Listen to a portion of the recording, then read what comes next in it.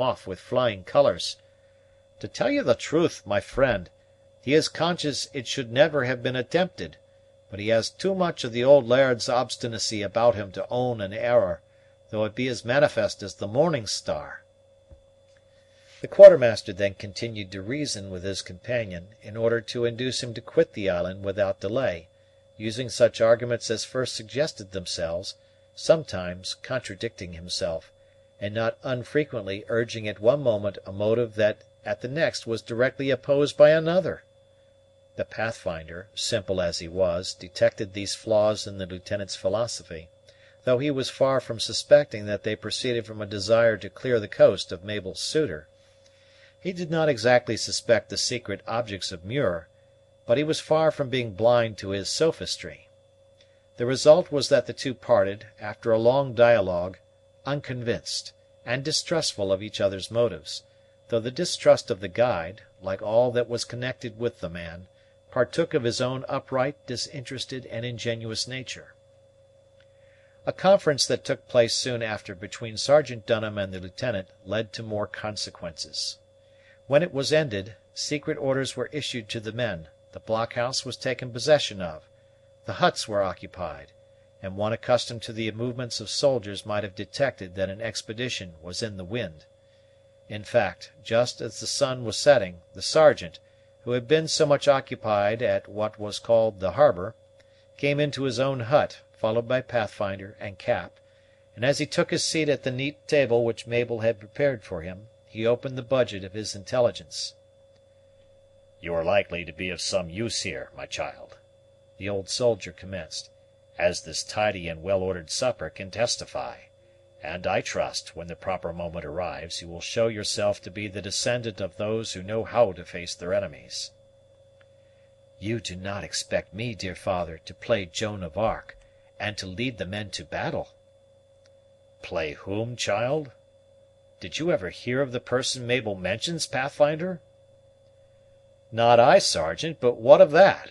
I am ignorant and uneducated, and it is too great a pleasure to me to listen to her voice and take in her words, to be particular about persons." "I know her," said Cap decidedly. "She sailed a privateer out of Morlaix in the last war, and good cruises she made of them." Mabel blushed at having inadvertently made an allusion that went beyond her father's reading, to say nothing of her uncle's dogmatism, and, perhaps, a little at the Pathfinder's simple, ingenuous earnestness; but she did not forbear the less to smile. "Why, father, I am not expected to fall in with the men and to help defend the island." "And yet women have often done such things in this quarter of the world, girl, as our friend the Pathfinder here will tell you. But lest you should be surprised at not seeing us when you awake in the morning, it is proper that I now tell you we intend to march in the course of this very night." "We, father? And leave me and Jennie on this island alone?" "No, my daughter, not quite as unmilitary as that. We shall leave Lieutenant Muir, brother Cap, Corporal M'Nab, and 3 men to compose the garrison during our absence. Jennie will remain with you in this hut, and brother Cap will occupy my place." "And Mr. Muir?" said Mabel, half unconscious of what she uttered, though she foresaw a great deal of unpleasant persecution in the arrangement. "Why, he can make love to you, if you like it, girl, for he is an amorous youth, and having already disposed of 4 wives, is impatient to show how much he honors their memories by taking a 5th. "The Quartermaster tells me," said Pathfinder innocently, "that when a man's feelings have been harassed by so many losses, there is no wiser way to soothe them than by ploughing up the soil anew, in such a manner as to leave no traces of what have gone over it before." "Ay, that is just the difference between ploughing and harrowing," returned the Sergeant with a grim smile. "But let him tell Mabel his mind, and there will be an end of his suit. I very well know that my daughter would never be the wife of Lieutenant Muir." This was said in a way that was tantamount to declaring that no daughter of his ever should become the wife of the person in question. Mabel had colored, trembled, half laughed, and looked uneasy; but, rallying her spirit, she said, in a voice so cheerful as completely to conceal her agitation, "But, father, we might better wait until Mr. Muir manifests a wish that your daughter would have him, or rather a wish to have your daughter, lest we get the fable of sour grapes thrown into our faces." "And what is that fable, Mabel?" eagerly demanded Pathfinder, who was anything but learned in the ordinary lore of white men. "Tell it to us, in your own pretty way. I daresay the Sergeant never heard it." Mabel repeated the well-known fable, and as her suitor had desired, in her own pretty way, which was a way to keep his eyes riveted on her face, and the whole of his honest countenance covered with a smile. "That was like a fox!" cried Pathfinder, when she had ceased. "Ay, and like a Mingo, too! Cunning and cruel, that is the way with both the reptiles.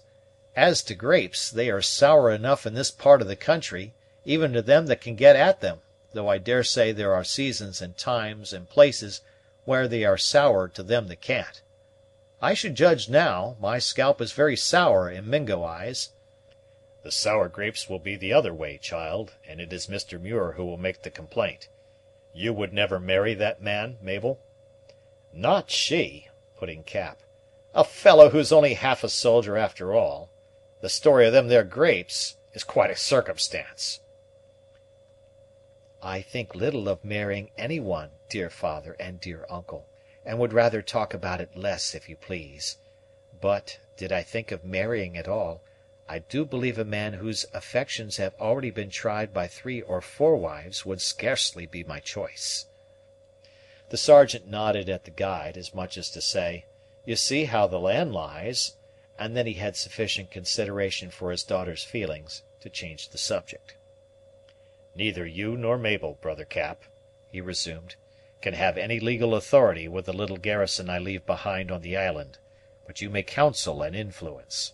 Strictly speaking, Corporal M'Nab will be the commanding officer, and I have endeavored to impress him with a sense of his dignity, lest he might give way too much to the superior rank of Lieutenant Muir, who, being a volunteer, can have no right to interfere with the duty. I wish you to sustain the corporal, brother Cap, for should the quartermaster once break through the regulations of the expedition, he may pretend to command me as well as M'Nab." "More particularly, should Mabel really cut him adrift while you are absent. Of course, Sergeant, you'll leave everything that is afloat under my care? The most damnable confusion has grown out of misunderstandings between commanders in chief, ashore and afloat." "In one sense, brother, though in a general way, the corporal is commander in chief. The corporal must command, but you can counsel freely, particularly in all matters relating to the boats, of which I shall leave one behind to secure your retreat, should there be occasion. I know the corporal well. He is a brave man and a good soldier, and one that may be relied on, if the Santa Cruz can be kept from him. But then he is a Scotchman, and will be liable to the quartermaster's influence, against which I desire both you and Mabel to be on your guard." "But why leave us behind, dear father? I have come thus far to be a comfort to you, and why not go further?" "You are a good girl, Mabel, and very like the Dunhams. But you must halt here. We shall leave the island to-morrow, before the day dawns, in order not to be seen by any prying eyes coming from our cover, and we shall take the 2 largest boats, leaving you the other and 1 bark canoe. We are about to go into the channel used by the French, where we shall lie in wait, perhaps a week, to intercept their supply boats, which are about to pass up on their way to Frontenac, loaded in particular with a heavy amount of Indian goods." "Have you looked well to your papers, brother?" Cap anxiously demanded. "Of course you know a capture on the high seas is piracy, unless your boat is regularly commissioned, either as a public or a private armed cruiser." "I have the honor to hold the colonel's appointment as sergeant major of the 55th," returned the other, drawing himself up with dignity, "and that will be sufficient even for the French king. If not, I have Major Duncan's written orders." "No papers, then, for a warlike cruiser?" "They must suffice, brother, as I have no other. It is of vast importance to his Majesty's interests, in this part of the world, that the boats in question should be captured and carried into Oswego. They contain the blankets, trinkets, rifles, ammunition, In short,